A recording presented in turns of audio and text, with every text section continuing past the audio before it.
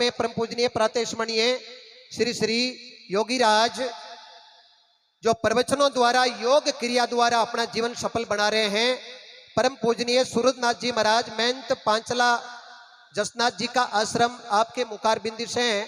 हम आपके भक्तिमय शब्दों को सुनने के खारिया ग्राम में जसनाथ जी महाराज सती माता के इस पावन प्रांगण में मंदिर के उद्घाटन के शुभ अवसर पे इस सभा में विराजित श्रद्धेय पूर्व केंद्रीय मंत्री भारत सरकार CR चौधरी साहब, नागौर जिला के जिला प्रमुख महोदय पूर्व भागीरथ जी, अपने IG साहब ग्वाला साहब, नागौर के विधायक महोदय मोहन जी,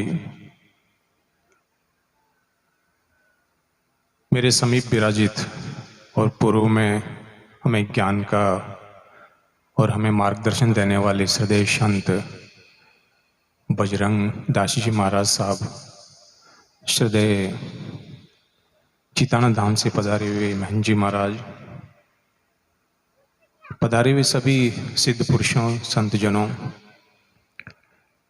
सभा में उपस्थित मंचासीन प्रधान, पूर्व प्रधान, सरपंच महोदय, सारे जनप्रतिनिधि, बामासा गांव से पधारे हुए सभी सज्जन पुरुषों, माताओं, बहनों, बच्चों,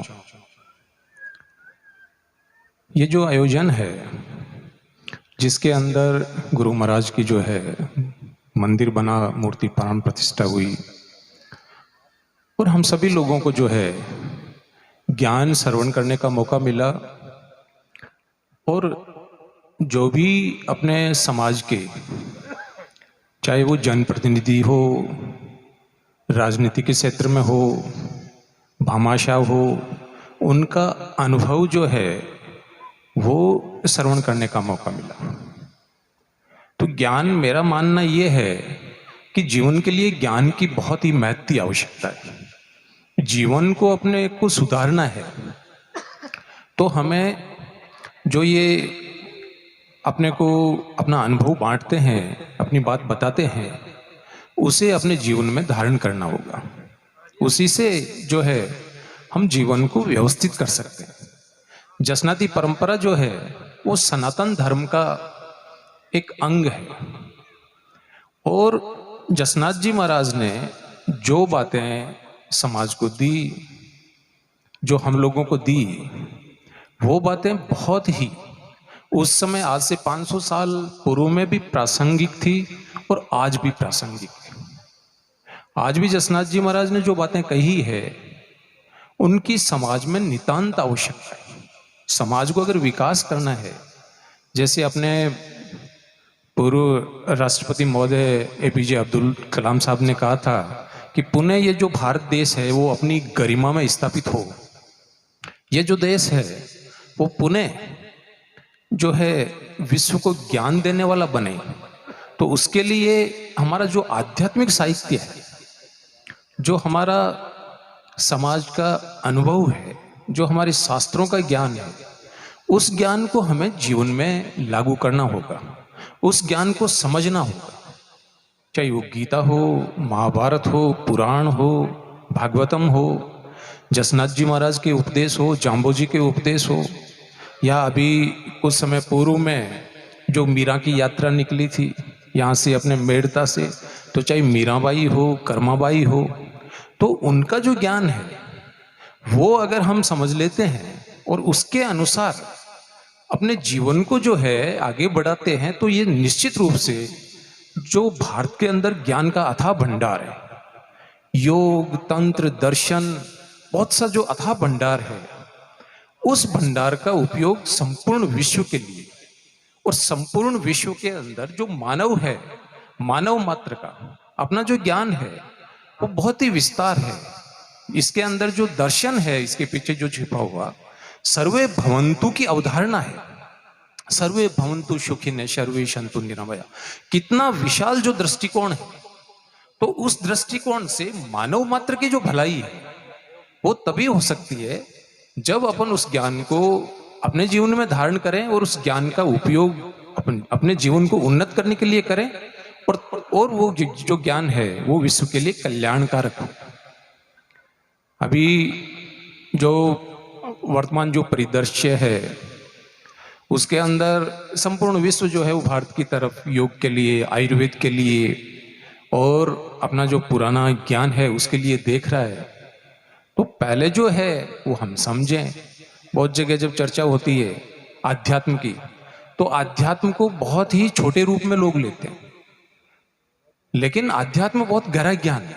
अगर जीवन को अच्छा बनाना है, जीवन के अंदर अगर संतुलन कायम करना है, तो हमें आध्यात्म की शरण में जाना पड़ेगा। अपन देखते हैं समाज के अंदर बहुत बार जो है मानसिक जो है कमियां पैदा हो जाती है, मानसिक जो है विकृतियां पैदा हो जाती है। कई बार अपन देखते हैं अपने जो युवा है वो अपने रास्ते से भटक जाते हैं, नशे की प्रवृत्ति में बढ़ जाते हैं, या आपस में भी जो है बहुत ज़्यादा जो है कौड़ क्रोध और ये चीज़ें बढ़ रही है। तो इसका जो निदान है वो निदान अपने अध्यात्म के अंदर है। अध्यात्म से ही हम जीवन को जो है सुंदर बना सकते हैं, अध्यात्म से जीवन को जो है शांत बना सकते हैं। अध्यात्म हमें जो है मानसिक क्लेश मिटाता है, जो शारीरिक तकलीफें हैं उसको मिटाता है। तो हमें जो हमारा आध्यात्मिक ज्ञान है उसको जीवन में धारण करना होगा। और अपने यहाँ तो पुरानी परंपरा भी रही है, धर्म अर्थ काम और मोक्ष, ये जो है मुख्य जो है जीवन के जो आधारभूत तत्व है उसमें बताया गया है। तो अगर हम इन चीजों को समझ लें, धर्म और अर्थ काम और मोक्ष का संतुलन अगर समझ लें और संतुलित जीवन जिए, तो निश्चित रूप से अपना जीवन जो है वो आनंदित हो सकता है, शांत हो सकता है, मस्त हो सकता है। तो मेरा आप लोगों से यही निवेदन है कि जो अपनी जो संस्कृति है, अपनी जो सभ्यता है, अपना जो दर्शन है, उसको हम समझें और उसके अनुसार जो है अपन जीवन को जिए। तो बहुत ही सुखद जो माहौल है इस देश का भी बढ़ सकता है और संपूर्ण विश्व का कल्याण जो है वो भी इसमें निहित है। तो यही मैं आप लोगों से निवेदन करना चाहता हूँ। समय जो है कम है, बहुत से अपने साथ में अनुभवी जो है संत लोग भी विराजित है और राजनीतिक क्षेत्र में, समाज के क्षेत्र में अग्रणी जो लोग हैं वो अपने साथ में विराजित है।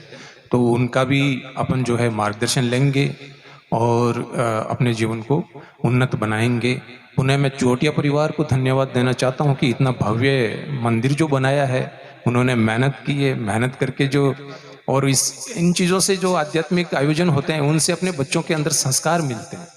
तो शिक्षा और संस्कार जो है बहुत जरूरी चीज़ है और वो इस प्रकार के आयोजन से अपन बांटते हैं, आपस में भी मिलते हैं, एक जो सौहार्दपूर्ण वातावरण पैदा होता है। सभी जाति के, सभी अपने कुटुंब के लोग आते हैं, सभी गाँव से लोग आते हैं। तो ये अपन सभी लोगों के लिए बहुत सौभाग्य की बात है। मैं पुनः चोटिया परिवार को साधुवाद देना चाहता हूँ और इस मंदिर के अंदर जो भी सहयोग करने वाले हैं सभी, बजरंग दास जी महाराज साहब ने कहा है कि आपका सहयोग रहेगा। अभी माकड़ साहब मेरे पास में विराजित है, उन्होंने भी कहा है कि जो भी विकास के काम है उनमें सहयोग रहेगा। और जो अपने सीआर साहब है, ग्वाला साहब है, छाबा जी है, और भी जो प्रधान और अपने सभी लोग अपने बीच में पधारे हैं, सभी का हार्दिक साधुवाद, धन्यवाद। श्री हरि।